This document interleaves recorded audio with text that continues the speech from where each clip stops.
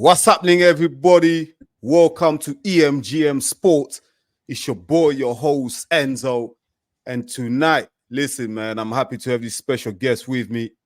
This is my guy, do you know what I mean? Kai Folder.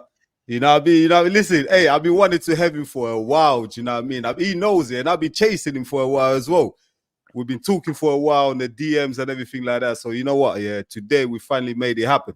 Listen, Kai, first of all, man, welcome to EMGM Sports. How you been, brother? Yeah, I'm good, thank you. I appreciate you having me on as well. Obviously, I've not known you for long, but yeah, it's been made to happen. I think we're both on the same journeys with each other. We're both looking to get into the media world of sports, especially if my podcast coming up. You're running your thing, I'm running mine. So I think it was perfect timing for us to get started today, really. Yeah, nah, that's great. Listen, man, I appreciate you coming on today as well. You know what I mean? Listen, I really want to get into depth, get to know you a bit more, let the audience get to know you a bit more. Yeah, so let's start right from the beginning, man. Like, tell us a bit about your background, where you was born, your come up, and everything, man. Just tell us a bit more about yourself. Well, I was born in Surrey, like near Chelsea way in London. Lived there for about 2 years. And obviously, my mum and dad wanted more kids, so they moved us down to Bobbin in Sittingbourne. And I've lived down in Sittingbourne now in Kent since I was 2, 3 years old. Obviously, I'm 24 now, turning 25 this year. So I've basically been born and bred in Sittingbourne in Kent. At the moment, obviously, I've been boxing for like 6 or 7 years. I've had 10 fights. I've won 9, lost 1. Before boxing, I used to play football at quite a high level. Played for Fulham Academy, Gillingham Academy, Charlton Academy, until my love went away from football and jumped onto the boxing scene. But yeah, I've literally been surrounded by sport my whole life. It's taken over big time. Uh, sure. So, but hey, listen, you said quite a lot. Let's just go back there. Let's dissect it a little bit. You talked about football, then your transition to boxing. Like, what was that like? Like, what obviously you said you fell out of love with the game, with football and everything like that. But what happened there? What made you transition from football to boxing? Well, so I was playing for Chatham Town men's team at the time, so in the first team of football, and I'm a striker, so I've gone up for a corner, and as the goalkeeper's come out, he's come to catch the ball from a corner, and unluckily my leg was underneath like his body, so obviously when he's come down to collect the ball, landed straight on top of my leg, broke my tibia, my fibia. I was out of for the rest of the season. And then obviously when you're not training and when you're not in the gym, you're just sitting around at home, you're eating, you're putting on weight.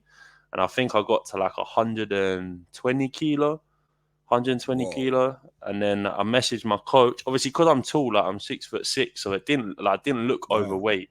However, I felt unfit, like really unfit. And then I messaged Billy over Instagram, who's my boxing coach now, and was like, listen, I've just joined a little club called Swell Gloves. They're not really what I'm looking for. I want to come down and do my fitness. And obviously, Billy invited me down to his gym. And then 7 years later, I've had 10 fights, currently got a title, looking to turn professional by this time next year. So it's lifted off differently. Nah, man, that's sick, man. That's a fascinating story. But is there anyone in your family that done boxing that perhaps you was inspired by, or was you just took up boxing, or did someone Never, inspire you? no, never. So my dad was played football at a high level when he was a kid back in school. We've been die-hard Man United fans since I was born. I loved football, played football since I was 4 years old, all the way up to 18 years old. Like I lived and dreamt playing football. And obviously I got the lucky opportunity to play in the academies at Fulham and Gillingham and Charlton. So I've had that high quality of training there. But yeah, like once I broke my leg, like I put my hands up. I went back to football, but every time I went to put in a challenge on someone, I'd pull my leg away, or I wouldn't go in there 100% because I'm just thinking, if I break my leg again, I'm back to the start again. So that's when obviously I changed my routes and got myself into a boxing gym. How was it? Tell us that first day that you walked into the boxing gym. Like, how was it? Was you being intimidated? Was you ready for it? Because I know that feeling as well. How did you feel on that day? So obviously when you first go into a boxing gym, it's a bit of a daunting experience. Obviously you walk in there and you're brand new. Obviously, I've watched boxing on the telly, but when you're actually in a gym and you're seeing people that have been there for years, it's like a territory sort of thing.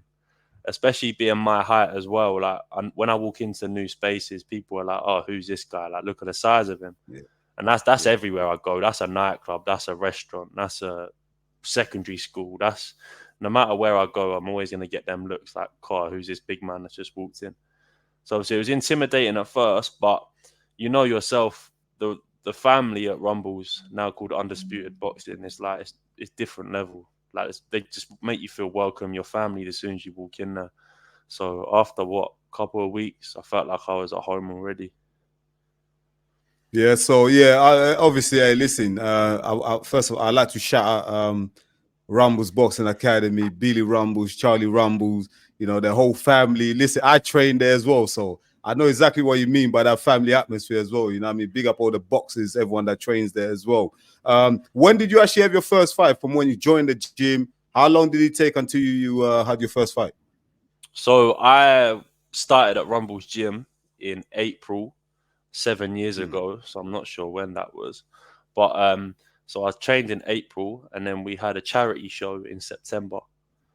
So obviously Bill saw potential straight away, and I had my first fight back in September 7 years ago now at the Merlin Centre on the Isle of Sheppey. And actually stopped my opponent. I think I was 18 at the time, and I was boxing a Wow. 35-year-old, 36-year-old, and I stopped him. So, and then since then it was just take off, absolute take off. It's mad. Man, that must have been a great feeling, innit? Because what, you joined the gym, what, you started what, April? Then April, is it yeah. April, then you fought in June. That's like a 2 month No, turnaround, you know. That's September, quick. September. September. Okay, September. Yeah, So yeah, okay, you had a September. few months to train and get in it. Was there any fear going into it? You know what I mean? A lot of kids, a lot of people want to get into Uh, boxing as well. You going quite late. Was there any yeah, fear, any doubts as well when you're getting into that fight? there was obviously because I was fighting a 35-year-old as well. Like it was a bit Yeah. of a daunting experience, but like people always say, like since I've been born, especially like the stuff that I went through when I was a teenager in secondary school, I've just had that self confidence. Like I've always Mm. had that self confidence in myself. Like it's not a big headed thing. It's not a massive ego thing. But if I put my 100% into something, I know that I'm not going to leave any stone unturned. Like I'm going to put 100% in. And if I don't get the result on the night, then that's just down to myself. But as long as I know that I put 100% into it, then that's all that matters. And I think that's what I took into that first fight.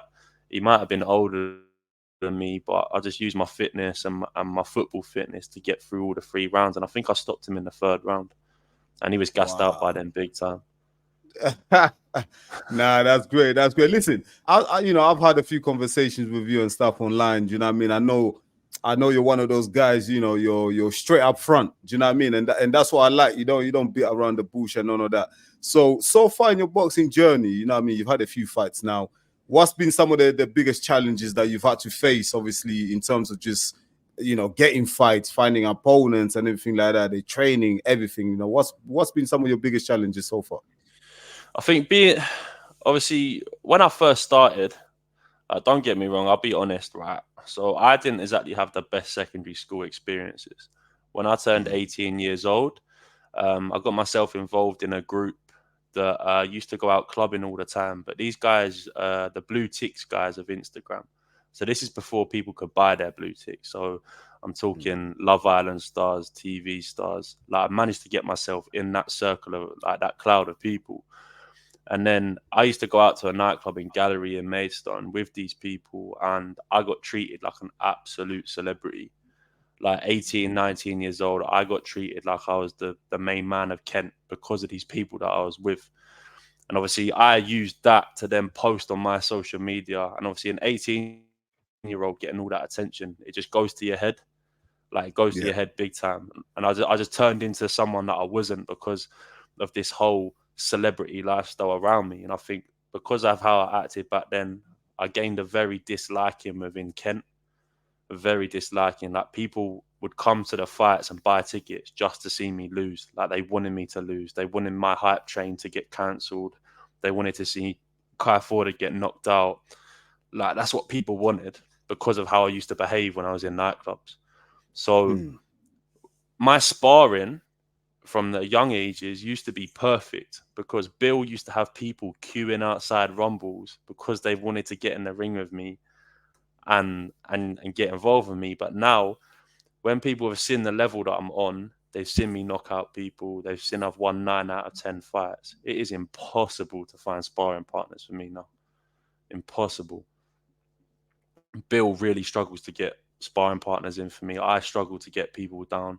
I'm hoping, obviously, this camp now up to July, I can get some more people because I've got more contacts now on Instagram. But for me, I think the hardest thing about boxing, with my height and my experience, is finding sparring partners. Big time. That's being a challenge for you finding sparring partners. Would you say that's an advantage, a disadvantage? Like, is that kind of, you take that as a compliment? What would you say? I'd say it's a disadvantage because obviously you'll find out yourself. Like, you could hit as many pads you want. You could hit bags as much as you want. You can do shadows. You can do defensive drills with Camille and Zach and Bill. Like, you can run all of this. But the one thing that's very similar with all them drills, there's not something hitting you back. You need to learn to take a punch on the chin. You need to learn to control your breathing when you've been hitting the ribs or you've been hitting the solar plex. Like, you need to learn and adapt to these environments that you're not going to be used to when you're hitting the bag or hitting the pads. So you need sparring. Sparring is the fundamental thing that you need within a boxing camp. And obviously, not being able to have many rounds sparring, I just had to use my experience and the amount of times I've fought to sort of educate me as the rounds went on, rather than looking back at my sparring, because I didn't get much sparring at all in my last few fights that I've had. Yeah. Nah, I understand. Yeah, I know exactly what you mean. The coaches are always telling me that, listen, the more sparring you get, the better you get at the craft. You know what I mean? So I fully understand exactly where you're coming from. I just want to come back to some points that you made. That, you know, obviously you was young, had a bit of a celebrity lifestyle around the Kent area, and obviously I've seen you, you know, advocate for certain topics online and stuff like that. I've seen you, you're very outspoken, you speak up for the weak and stuff like that, you stand up for others, you hate bullies and stuff like that. Obviously, I know that's very important to you. But how was you able to overcome that hate online? You know, because I know, look, a lot of young people struggle with it. It's not even young people, people of all ages and races and creed. How are you able to overcome those you know, those situations online? So recently in December time, just gone, I brought out a documentary. The documentary's on YouTube. Um, Episode 1's mainly about me, Rumbles, promoting the gym, my lifestyle, becoming a boxer. And then the second episode really focused on mental health. Obviously, going through that whole stage and period of people in Kent not liking me. Like, I can't even put it into words. Like, do you know when you walk into a room and everyone's enjoying themselves and like the mood's good, and then you walk in and you just feel like the whole mood just dropped? Like, people are staring at you. You can see the disappointment in people's faces, like, oh, Kai Ford has turned up. Like, oh, why is Kai here? I know I've not actually had a conversation with him. We've never even spoken on that level, but I don't like him because of what other people have said about him. Like, Yeah, it's hard, it's challenging. Like, I went through it. I went through it big time. Like, I've had death threats. I had people on Twitter saying after Kai death Forder's fight, threats. bro, honestly, Whoa, I've whoa, had when Kai whoa. Forder comes out the boxing venue, I'll pay you £500 to stab him. Like, Damn, it's it's crazy. I've had it big time. Like, we've had people waiting outside for me after Rumble shows after I've won because they want to put me down a pedestal because I've won again. And obviously, I went through all that from 18 to like 22, and then lockdown happened, and then obviously I got with my ex-girlfriend at the time. We were together for like 3 years, and once we split, like, I felt like I was on my own again. And I can't lie, like, I put my hands up. From September to December last year, I went on a very bad journey of going to raves, alcohol abuse. I didn't see Billy for about 8 months. I left the boxing gym, and I had suicidal thoughts. Like, I used to drive my car, got to a roundabout, bro, and I wouldn't even care what was coming. Like, I wouldn't even care what was coming around that passenger side door on the roundabout. Like, I'd just go across the roundabout, wouldn't even look. So I'll be like, oh, fuck it.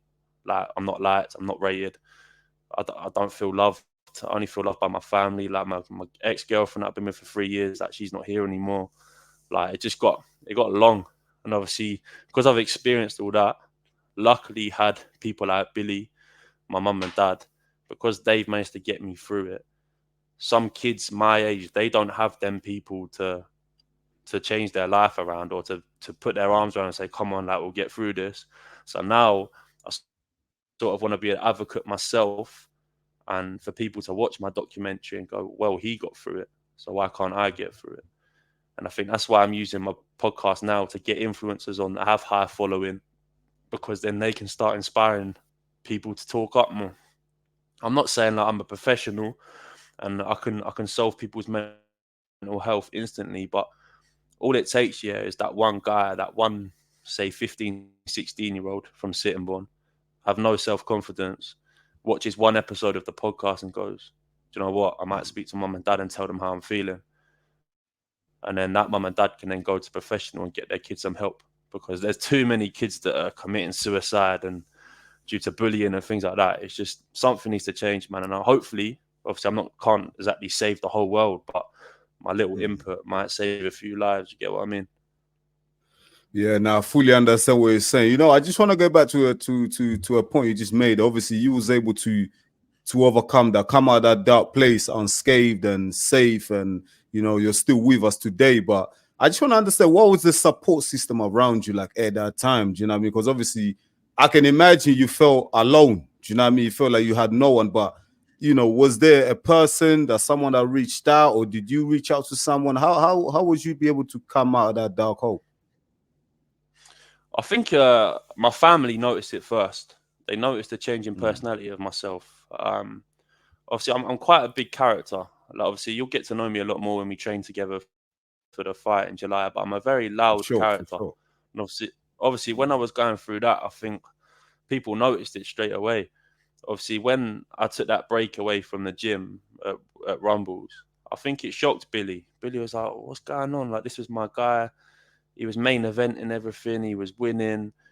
He was getting all the attention, and now he's just gone off the radar completely." And obviously, he reached out to me and was like, "When are you gonna come down and train?" But I just got in that tunnel vision of, nah, I'm just gonna go out and ignore everything. I need to get drunk. I need to go to raves. I need to do balloons. Like, I need to do all this stuff to freeze my mind and take it away from all the depressive thoughts.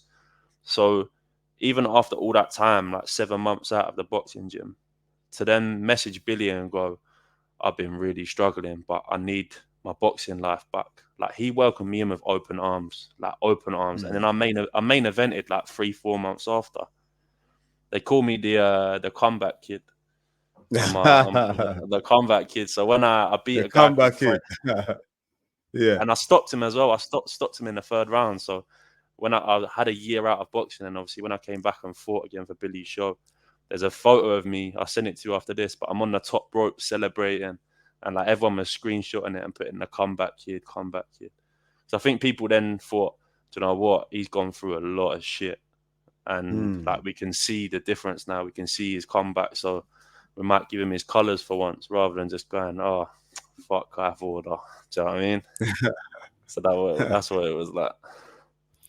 Now, you know what? Yeah, that's great. You know what? One thing about me, I like to hear those type of inspirational stories. You know what I mean? Because I think, for me personally, I believe life is about when you go through some trials and tribulations, you come through it. It makes you a stronger person, and also you can be the beacon of light to others, like you said. Do you know what I mean? And that, you know what? That tees me up nicely. You know, talking about mental health and stuff.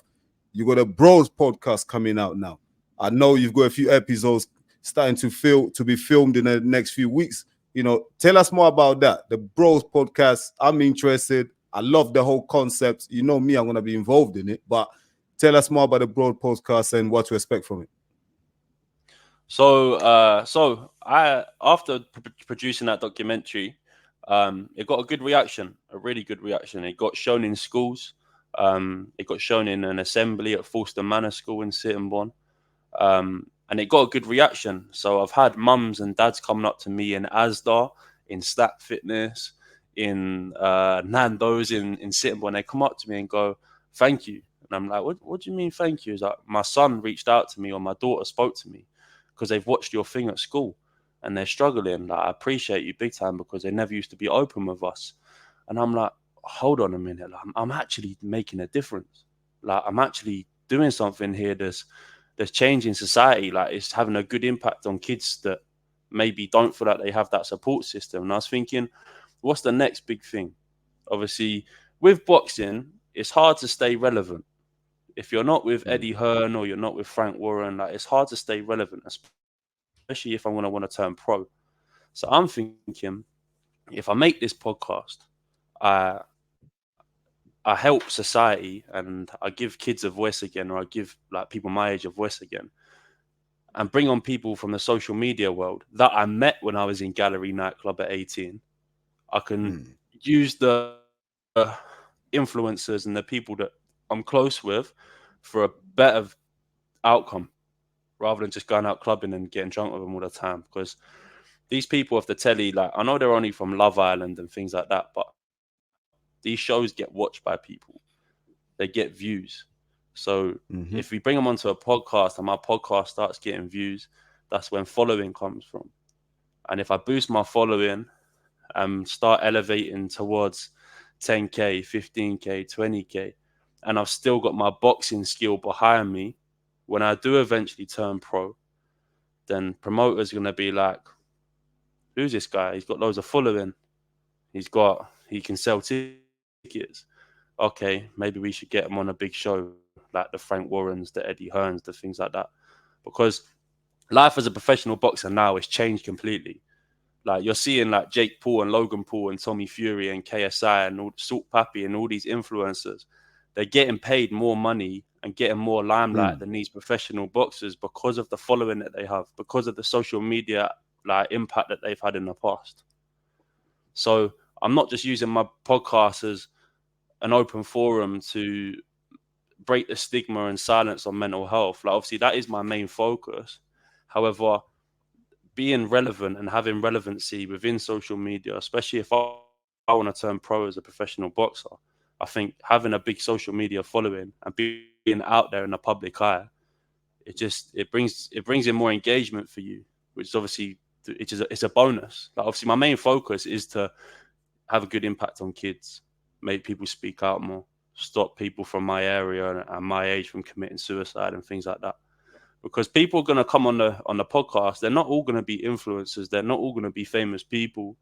There's going to be people from different races, different sexualities. It's an open forum for anybody to come on and just express how they feel. So as much as at the beginning, I'm going to focus it on influencers to boost my following, to get more recognized, because these people have social media platforms already. It's an open forum for anybody to jump on. And as long as you're honest with me, as long as you're happy to ask some questions that you maybe haven't answered before, then anybody will be welcome on the Broadcast podcast. And obviously filming starts next week, next Thursday. I think we're going to drop the episode at the end of that week, but it's just lift off from there. I got a lot planned. There's a lot of, let's say, a lot of famous faces that have already agreed to come on. But I've seen myself, man. I've seen all the promos and that you've been doing. Do you know what I mean? It looks lit. It looks lit to me. I'm very interested. I'm intrigued as well to see how the whole thing goes, how the whole thing pans out. But it's gonna be great. Do you know what I mean? You've got a true message to give. Do you know what I mean? It's inspirational. You've been through it all. And you're only 24. Do you know what I mean? You're still young. You still got so much to achieve. But you touched on something key there. I think you said something about, social media followers. Obviously, we're talking about social currency right here. Do you know what I mean? And you're a boxer. You understand the importance of promo. Do you know what I mean? Like you said, the Jake Pauls, KSI of this world, they get more money than some people that have been boxing since they were 5 years old, come up the ranks, the amateurs and everything like that, earning peanuts. Do you know what I mean? So what's your message? I see a lot of boxers, they're good at boxing, they've got the skills, but their social media profile is not as strong as it should be. Their presence is not there. Like you said something that was key. You are trying to grow your social network, yeah? What's your message to those boxers who think, because I'm a good boxer, I'm going to make money? What's your message to those guys? Obviously, you need to move the times. Life changes every single day.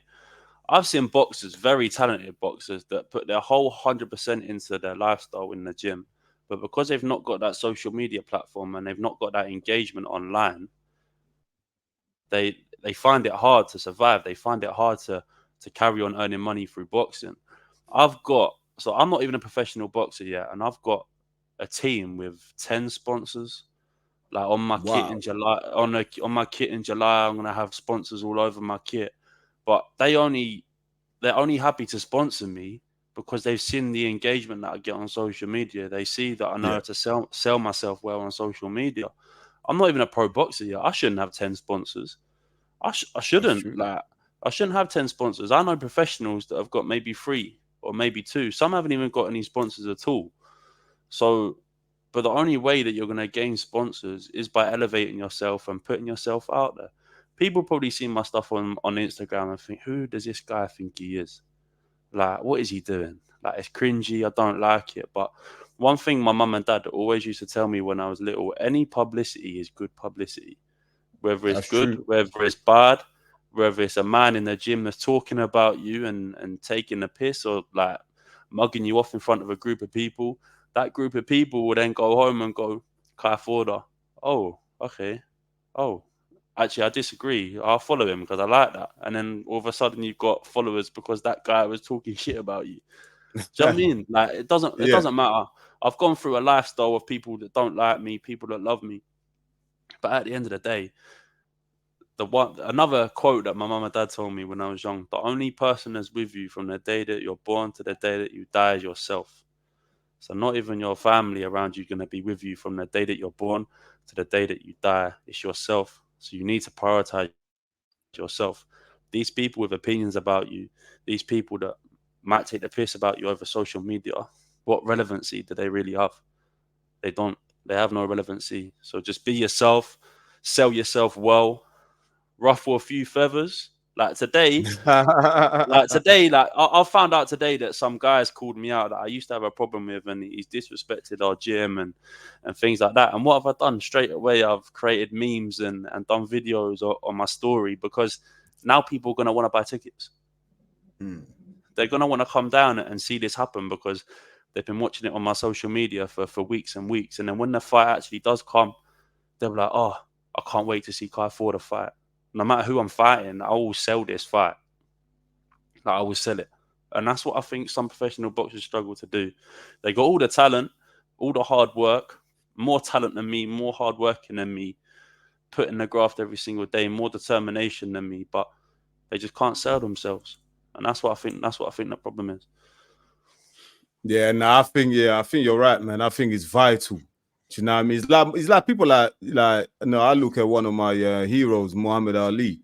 Do you know what I mean? Great, entertaining in the ring, entertaining off the ring. Do you know what I mean? That's what sells. You look at people like fighters like Floyd Mayweather, made money, and you know one key thing that you said, you know, like you said, people were coming in to watch your fights, buying tickets to see you lose, but not knowing they put money in your bank account. Do you know what I mean? And that's Exactly. exactly the same strategy Floyd was using. Do you know what I mean? So, like I said, you come across to me as a very savvy businessman. Do you know what I mean? You're about your boxing, but you also know about your business as well. That's why you got 10 sponsors. And pro fighters only have one sponsor. Do you know what I mean? And you know what? Yeah, talking about that, obviously, I see you doing some memes on the socials, and it's actually funny. But hey, listen, you and me, yeah, we're stable mates, isn't it? Do you know what I mean? We're the same gym, we're buddies and that. But listen, who you fighting, man? Are you gonna reveal this geezer's name or are you gonna keep it secret? Do you know what? Like, I feel Yeah, like he would gain something from me saying his name. Like, this guy has just caused this mayhem because of he wants to be relevant. Like, yeah, yeah, yeah. I spoke to Bill today. Like, it's just come out of nowhere. He used to box at our gym, and now he's just he went away for a bit. Obviously, I'm not going to dig deep of why he went away, but he went away for a bit, and he's come back, and I think he's just realised I have no relevancy now in the area. I don't. So what I'm going to do is I'm going to call out Kai Forder. I'm going to slag him off over social media, and then I'll get the fight with him. And it's a fight that I can win. Like, I guarantee you, I knock this guy out. But I'm not going Yeah, to be yeah, tagging yeah. him on nothing. I'm not going to be atting him on nothing. I'm not going to be mentioning his name because that's exactly what he wants. Because he wants relevancy. He's chasing that social currency, innit? He wants to make his Exactly. name off you. Yeah, that's Exactly. true. That's Yeah. what it is. That's all it is. He knows he's not on my level. I'm sorry. I've been boxing for 7 years. I don't think you put on a pair of gloves for 2-3 years. Like, fair play. If you come and give me a decent fight, then fair play to you. I'll shake your hand after. I'll buy you a drink after. But for me right now, I've just announced my podcast. My following's good. I've built a good social background behind me. I've got sponsors. People are talking about me, whether it's good things or bad things.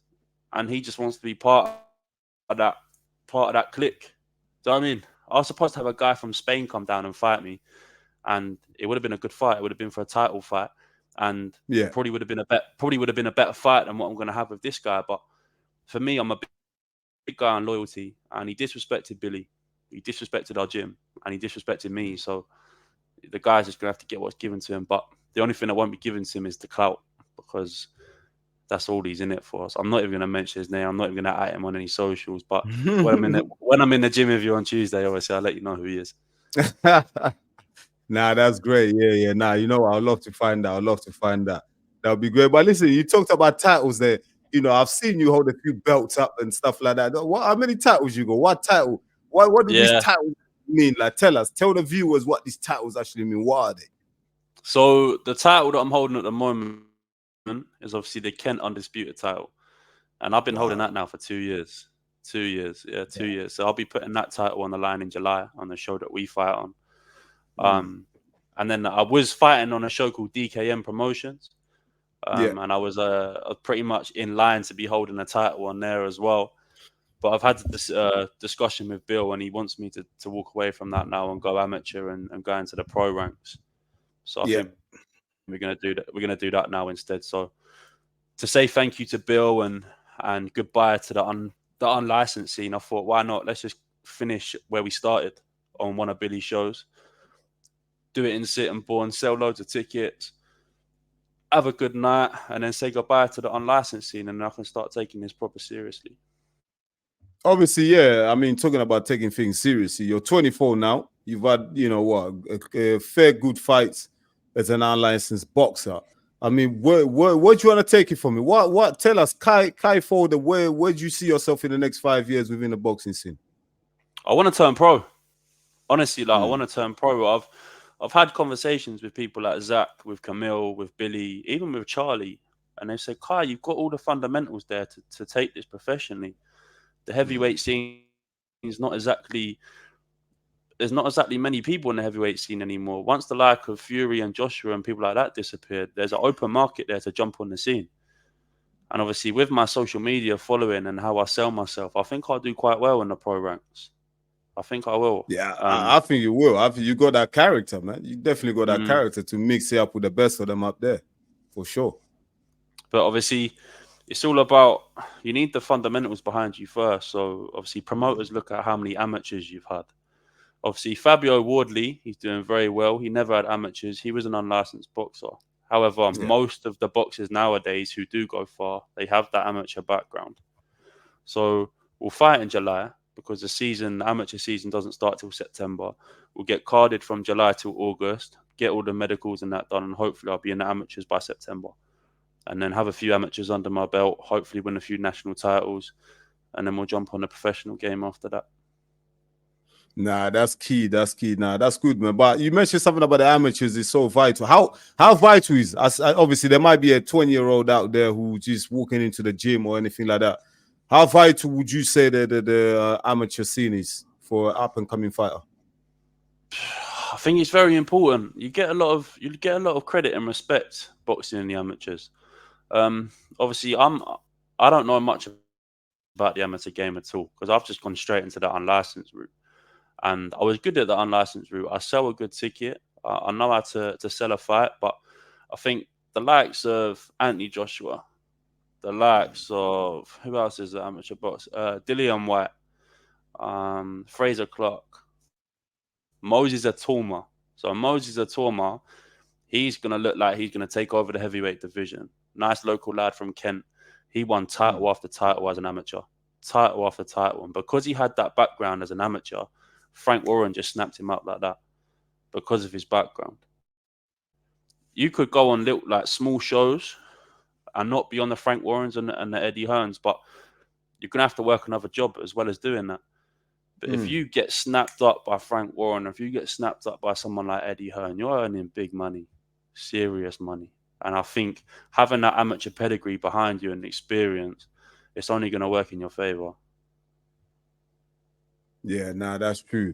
That's true, man. Definitely. Listen, Kai, we've covered a lot about your boxing, upbringing and everything like that, man. Some great stories there, We've heard about some of your ventures, the broad podcasts, everything coming up. You got your fight on the 20th of July, undisputed in the park. Do you know what I mean? With Billy Rumble, the whole family there, Rumble family, undisputed boxing and all of that. But listen, I know you're a big Man United fan. And I always talk to you about Man United and everything that's happening, around the club and everything like that. What's your take, man? What's your assessment of the club this season? What have you seen things go? Obviously, it's been terrible, but what's happening at your club, mate? I just don't understand what's happened. Like, from a very young age as a kid, I was lucky to grow up in the times of Rooney, Ronaldo, Tevez, Berbatov, Scholes, Giggs, Ferdinand, Vidic, Van der Sar, Evra. Like, we were winning titles after titles. Like, I've loved the life of a Man United fan, but since Alex Ferguson's left, the whole club has just turned poisonous. Like, obviously, there's a lot more inside the club that's going on, because people like Ronaldo, Sancho, Rashford, Lukaku, Alexis Sanchez, all these players were unbelievable. And then they come to Man United and they just turn poisonous. Like, their whole career just goes downhill. So that there's got to be something in that club that is ruining these players. Even Rashford. How can Rashford have a season like last year where he scored, 30 goals plus, his best season ever, nearly won Player of the Year in the Premier League? And what's he done this year? I've gone up to Old Trafford a few times now and I've watched some away games, and I'm looking at the pitch and I'm thinking, some of these players don't want to play for us no more. They're walking around. There's no effort. And obviously it's easy for us to say and for you to say, but if someone was giving me 300 grand a week, I'd be running myself into the ground until I'm sick. 300 grand a week. It's ridiculous money. And these players, they just don't deserve it. They don't. I don't think it's the manager. I really don't. I would give Ten Hag another season. I honestly think it's the poisonous players that we have in this team. Yeah, you know what? No mean to cut you out there, but yeah, you mentioned, giving the manager a chance. Obviously, look, I've watched some of the games myself. I'm a Manchester United supporter myself, but look, everyone's talking about it. They don't style of play. The midfield is overrun. Casemiro's legs are gone at the back, injuries and everything. There's multiple reasons to why, the season's gone the way it has. However, you say you don't put no blame on the manager also. You blaming the players, the culture of the club, the structure and everything else, or who do you blame for what's happening to Manchester United this season? Obviously, everyone just seems to blame the Glazers, like the Glazers this, the Glazers that are owners. However, it's not like we've not had the money to buy people. Yeah. We've just spent 80 million on Anthony. What? Like, how? How does that even happen? 80 million on Anthony, 70 million on Casemiro, who's 31, given a 31-year-old a 5-year contract. Really? On silly wages a week. I don't get what's happening to this club. But Ten Hag, we can't just keep getting rid of managers. What does that achieve? Because then we get rid of Ten Hag, we bring in someone new, and it's the same thing over and over again. These players start playing for them. The players lose respect for the manager. Their egos get too big, and then we're in the same position again. I think what the club doing right now is they're doing the right thing. I saw a link on Sky Sports. Actually, I might even seen it on your post on Instagram that they're just putting the whole club up for sale. Other than the likes of Garnacho, Mainu, Fernandez, Onana. Yeah, the whole first team is for sale. And it needs to be, because these players, All right, go play for Fulham. Go play for Crystal Palace. Go play for someone in the German league and see how much your career flops, and you're no longer like this big player that deserves to be playing for a club like Man United. We're one of the biggest clubs in the world, and at the moment it's just embarrassing. But it happened with Oli. Happened with Ole Gunnar Solskjaer. It happened with Van Gaal. It happened with Mourinho. It happened with who was the guy? Ragnick. Yeah. And he pointed out the poisonous stuff that's happening at his club. And then what? Ronaldo goes straight away. Like, I'm sorry, yeah, you cannot have a great like Ronaldo, who is a club legend, who loves Man United. The way that they dealt with him was an absolute joke. Absolute joke. And I just feel like there's no thinking there.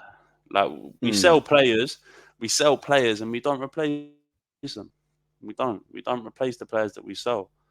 And I think it's been a long time coming. This club's been poisoned for a long time, but I think now people are starting to realize how bad it actually is. Obviously, look, they've got new owners in. Well, part owners anyway. The Glazers are still there.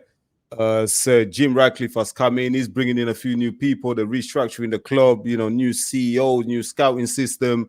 They definitely need a new medical system because that's been a big failure this season. Look, let's look ahead. Let's look forward. Where do you see United next season? What do you think happens? I think it depends what happens in the transfer window. It really does. You touched something very perfectly there about the medical staff. We've had 60 different centre-back partnerships this season. 60 different partnerships this season. Arsenal have Gabriel and Saliba, and they played pretty much every game together. Every game, yeah. That's true. How? True. Like, it just doesn't make sense. It's either these players are injured or they don't want to play for this club anymore. Or they don't want to play for the manager anymore. For the manager, yeah. I heard Varane said he had concussion from headering the ball too much. That's your job. That's your job. You're a centre back. Do you see boxers say, "Oh no, I'm not going to fight. I've got concussion"? No, like, it just doesn't happen. I think. Listen, I'll always be a Man United fan. I'm not that sort of person to go, "Oh, now I support Man City" or "Now I support Chelsea." I'll always support this club. I love the club. I've had good experiences as a kid, but next season, my prediction. It honestly depends what we do in the transfer market, but you got to think at the moment we're not even in the Europa League spots. If we beat Man City, we get Europa League. But these big players that play abroad, do they want to play in the Europa League? Exactly. Would they even have enough defenders for the Man City game? At this rate, you might have to play the kids against Man City. Everyone's dropping like flies. But I'd rather play the kids because I know they give 100%. They might give a bit of 100%. Exactly. And listen, no one expects us to win. Man City are a different breed. Like, no one's expecting Man United to win. Just go out there and play for the badge because you've not played for it all season. And it's upsetting. Like, obviously, I go to Old Trafford and I'm quite lucky because my dad works for Turtle Beach and he has connections within EA Sports and things like that. So I don't really pay for tickets that go up there. But you've got families in Manchester that probably struggle to even put the food on the table, yet they're going up to Old Trafford every week. They're paying money for tickets. They're paying money for transport. They're paying money for food. They're paying money in the club shop. They're buying the new kits every season. They're staying up in hotels. What's the performance that we're getting at the moment on a pitch? Exactly. I think I saw a video last night. We just got smacked 4-0 by Crystal Palace. The Man United players walked towards the Man United fans and they did not stop clapping, saying, "We love United, we love United." Like, surely that has to give you like a kick up the arse thinking, "Do you know what are we doing?" Like, these fans are still turning up every week. They're still supporting us. They're still giving us our colours. And we're performing like that. Did you see the first goal, Elise's goal, with that defending? Listen, that was Casemiro was just, oh my God. The guy's won 4 Champions Leagues? Right now, he looks like he hasn't even won the Kent Cup, to be honest with you. Do you know what I mean? He looks like he hasn't even played Sunday League football. He's terrible. I think Jamie Carragher said to him, "Listen, you got 2 games left, go to Saudi Arabia." And he's right. I have to. I don't agree with Jamie Carragher a lot of the time, but for that, I agree with him. You know, Casemiro is done. He needs to leave. 2 more games. You know, pay him off. Give him 10 million. Just go. Maguire, pay him off. Go. Rashford, bye bye. I'll drive you to the airport. You can go to Paris if you want. I'll join you, man. I'll pick up Rashford with you. Listen, for me, rip up the whole thing. Bring in players that are hungry to play for the badge. Yeah, we don't want players who are there who think they're doing the club a favor. Do you know what I mean? I look at some of these players. They look like, oh, I'm doing Manchester United a favor. No, you're not, mate. You never. There's been great players that play for this club that have left. The club will always be there. Players will leave. The club will always be there because the club's for the fans, and that's what some of these players need to understand. You know what I mean? I agree with you 100%. 100%. You know what I mean? But yeah, moving on. Hey, listen, you spoke about City there, relentless. Arsenal going well. Do you know what I mean? Last one, title race. We're down to the last 3 games. Do you think City take it? I was having this conversation with one of my work colleagues the other day. So, obviously, Man City, have they got a game in hand still? They've got a game in hand. They win that, they go 1 point above Arsenal. And I think the teams that they play, they're not brilliant. Tottenham, I feel they've got Tottenham next. Is that who they've got next? They've got Tottenham next. I think that's a win. Tottenham have lost to Chelsea. They've just lost to, like, they're losing. They've lost the last 4 games, Tottenham. So I don't think they drop points. I really don't. Obviously, Arsenal got to play Newcastle and Man United. Like, I'm not saying Man United. That's a tough one. Like, we're still Man United. We still are Man United. We turn up at Old Trafford. We turn up against Arsenal.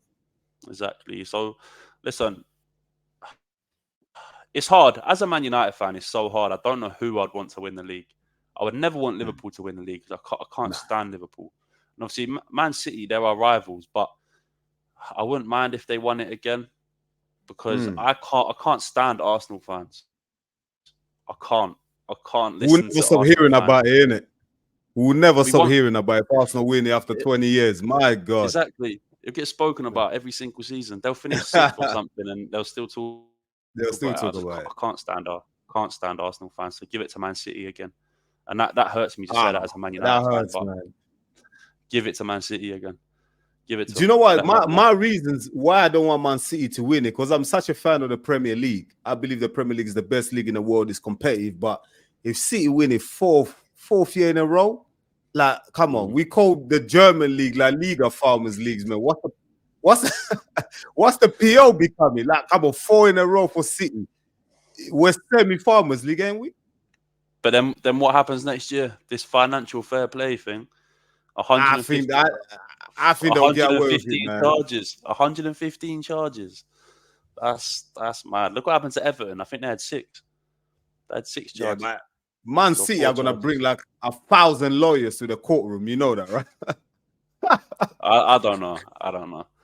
But listen, we need an absolute miracle to beat Man City in the cup final. But I've had this vision, that it's a tight game, maybe like a 1-1, and then Martial comes on and scores. And Martial, the one that can't even the guy that can't even stay fit. I've just got a vision in my head. Like, if he's on the bench or like that's his last game for United, he's leaving. But I was at Wembley when we beat Everton in the semi-final before then beating Palace in the final, and Martial scored a last-minute winner against Everton. Yeah. And I think as a Man United fan, that was just my best experience, like being live at a game. And I don't know, I feel like he'll say goodbye to Man United by just scoring a fluky goal against Man City and winning us the FA Cup. But we can only dream. Like, it probably won't happen. Listen, if Man United win that final, like you say, listen, I'll get a drink. Drinks on me, man, definitely. Drinks on me, I'll be definitely happy about that. Listen, Kai, it's been fantastic having you with us today. I really appreciate you making that time. Do you know what I mean? I appreciate it. Listen, the Bro Podcast coming up. You know what I mean? You know me, I definitely need to pass through to that. And let everyone know, you know, anything else, any other final message that you got, anything else you got coming up, anything you got us, you know, apart from the Bro Podcast, anything else we need to look out for? Not really. Obviously, me and you are going to fighting on the same show, come down to Sittingbourne July July the 20th. 20th and show some support to both of us. And just looking forward to you to come down and jump on the podcast, man. Obviously, I love what you're doing here, which is why I've stayed up to whatever time it is to get it done, because in life, you just got to support each other. There's too many haters out there. There's too many people out there that are wishing people to fail. And when I see a vision and I see someone that's working hard to get themselves out there, then I'll always support it. So a big thank you for you, man, for letting me jump on today. And I can't wait for you to jump on mine. So no, yeah, listen. I definitely appreciate. Listen, I'm not even gonna lie. Listen, I like to give people their flowers. You know what I mean? And whether so, you know what? I've always had this idea of a sports channel and interviewing people, bringing people in. But you know what? When I saw yours, I saw you start advertising the bro podcast. You know what, mate? Kai is he's relentless with it. Like the idea came up, and all of a sudden there's videos going out, posters, social media. Bam! I was like, whoa, hold on. If he can do it like a day or two, like what the hell am I waiting for? Do you know what I mean? I thought, you know what? Just bite that bullet. I went for it. Do you know what I mean? Because think about it, yeah, we spend so much time investing in other people, in other people's businesses. You know what I mean? Why? But when it comes to ourselves, we're kind of like reserved. We don't want to invest in ourselves. So I thought, you know what? Just let me bite the bullet. I want to invest in myself, get the equipment, get everything rolling. And you know what? I'm like, with you, obviously, you're going to get influencers and everything. You know what? For me, you're my influencer. Do you know what I mean? I'm going to get Kai. I'm going to get a couple other boxes, people from the local area, bring them in. Do you know what I mean? And just build from there and just have conversation with people. As long as we're inspiring people, I'm happy with that. Do you know what I mean? So that's what I'm saying to you. Salute. I appreciate that. You're definitely one of the people that inspired me to get into this. Do you know what I mean? Thank you, man. Obviously, for me, like that I appreciate comments like that big time, but I just want to see people win, like I do. Exactly. And the amount of time a day that we waste sitting on our phones, like use it for a good reason. Promote yourself. Exactly. Like you're doing well, man.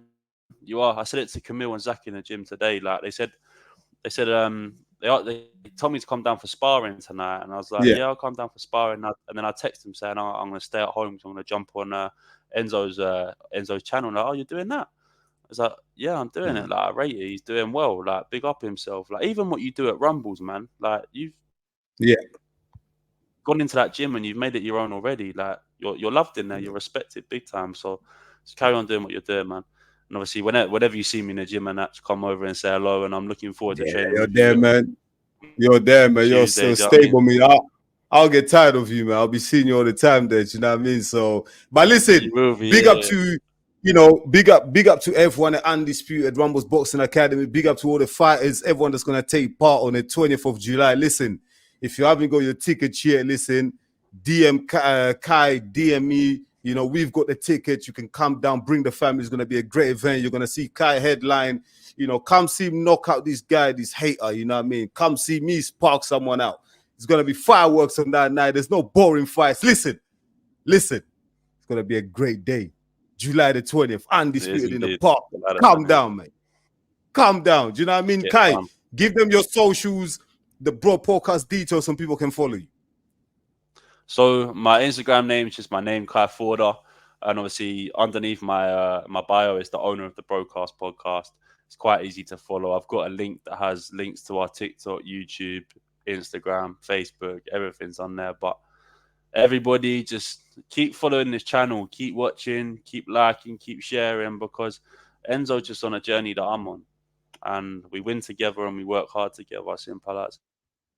And if you're gonna hate, get the fuck out of here. Like, on a real, get out of here. You know what I mean? Get out of here. In fact, even if you do hate, as long as you watch the video, it's fine, man. Just hate and watch the video. It's a view. It's a view. Get at the view. You know what I mean? So, haters are welcome. You're welcome. You know what I mean? You don't matter to her, but you're welcome. But Kai, listen, I appreciate that. Thank you very much. Listen, you're going to be seeing more of Kai.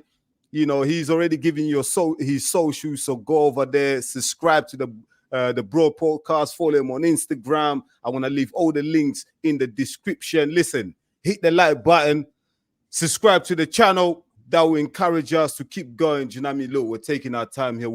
Kai is a boxer. He missed sparring today just to come into this channel and do this interview. So listen, man, let's show some appreciation for him. Go over to his channel, subscribe, follow him, and look, listen, he's got some great content. You're not going to be bored. You're not going to be disappointed. Listen, Go over and follow Kai. Yeah, he's Thank you, man. he's crazy. You're gonna love it. But listen, until next time, I'll see you guys later. See you later.